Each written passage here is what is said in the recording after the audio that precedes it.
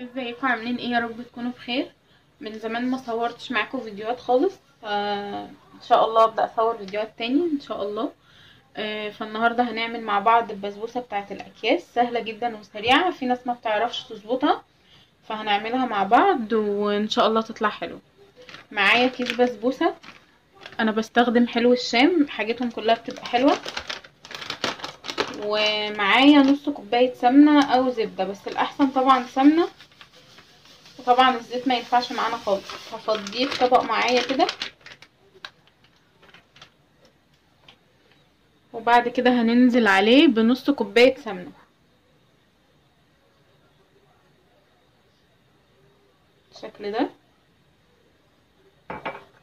الخطوه الجايه ان احنا نعمل ايه بقى؟ ان احنا نبسها. يعني ايه؟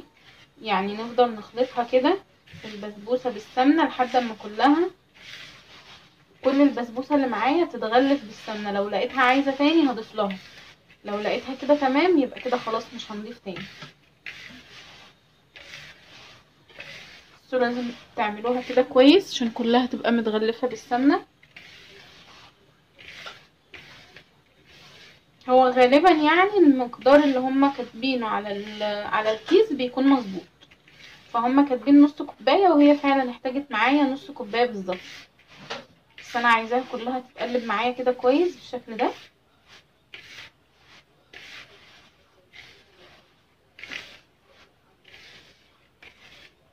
كده اهو خلاص. بصوا شكلها بقى عامل ازاي، زي قوام مثلا لما بتيجي تعملي تشيز كيك وبتحطي على البسكوت سمنه. بصوا كده خلاص قوامها معايا بقى حلو قوي. المرحله الجايه بقى ايه؟ هنضيف الزبادي. هنحط الزبادي. معايا كوبايه زبادي بلدي، طبعا ده ما ينفعش بالزبادي المعلب خالص. هنزل بالزبادي بتاعتي،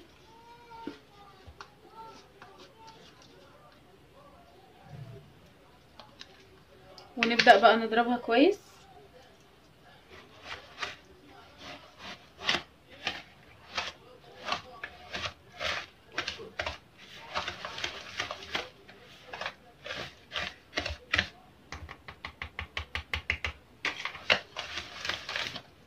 نبدأ نخلطها بالزبادي كويس كده.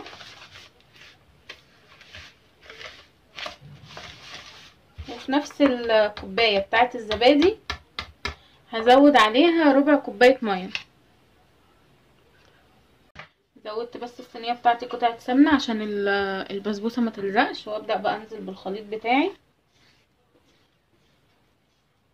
شايفين قوامه بيكون عامل ازاي؟ اهو ننزلها بقى كلها. نبدأ بقى نسويها في الصينية. في ناس بيحطوا لها بيكنج باودر، بصراحة انا ما بحبس يعني ان احنا نحط لها بيكنج باودر عشان بتعلى معايا قوي، بتبقى ناشفة. وهي دي مش كيكة، يعني البسبوسة مش مطلوب مننا ان هي تبقى عالية،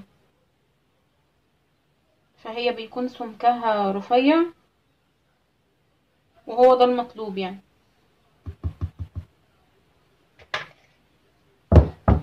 اظبطها بس في الصينية كده شوية، وادخلها بقى في فرن سخن على درجة حرارة 180. اول لما الاقي الجوانب بتاعة الصينية خدت لون معايا اللي هو اللون الذهبي ده، يبقى هي كده خلاص من تحت. ما زودش عليها بقى النار، واطفي من تحت وافتح عليها الشواية تاخد لون. طبعا وهي في الفرن احنا هنعمل مع بعض، او انا فعلا عاملاه بالفعل يعني، بس هسخنه لان لازم يكون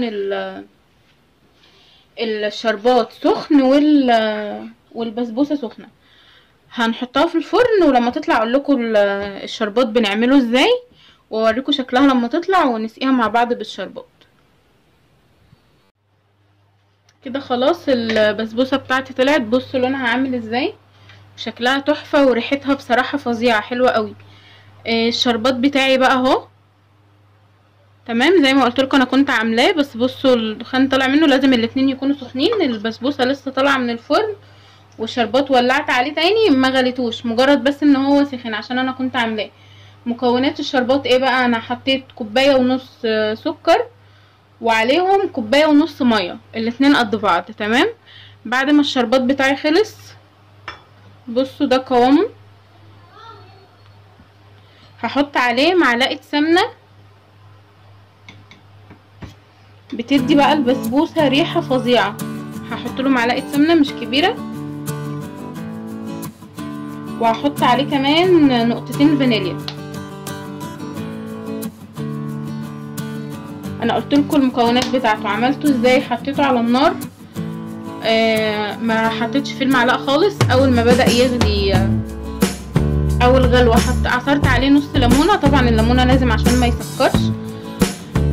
بعد كده خد معايا غلوتين، طفيت عليه السمنه والفانيليا، حطيتهم دلوقتي. بصوا قوامه الشربات بتاع البسبوسه ولا خفيف ولا تقيل، والاتنين يكونوا سخنين.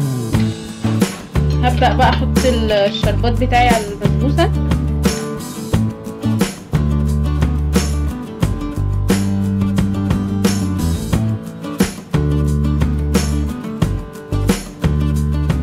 ده كده مش هحط كله طبعا.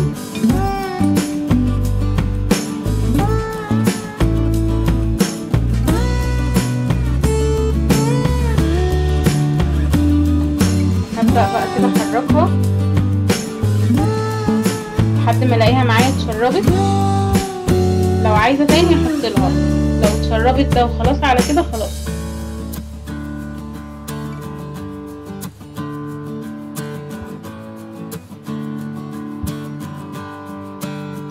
بصوا معلقه السمنه اللي حطيناها اديت لها لمعه ازاي.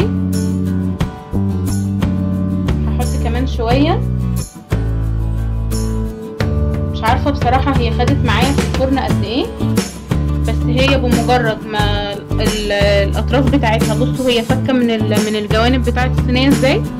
اول ما فكت كده وخدت لون الذهبي من الاطراف، فتحت لها الشوايه خدت اللون اللي انتوا شايفينه ده، وبعد كده طفيت عليه. بس كده هو ده كان الفيديو بتاعي النهارده. جربوا البسبوسه دي على طريقتي ان شاء الله هتعجبكم. ولو عجبكم الفيديو طبعا ما تنسوش تعملوا لايك وتشتركوا في القناه وتفعلوا الجرس عشان يوصلكم كل الفيديوهات الجديده اللي هننزلها.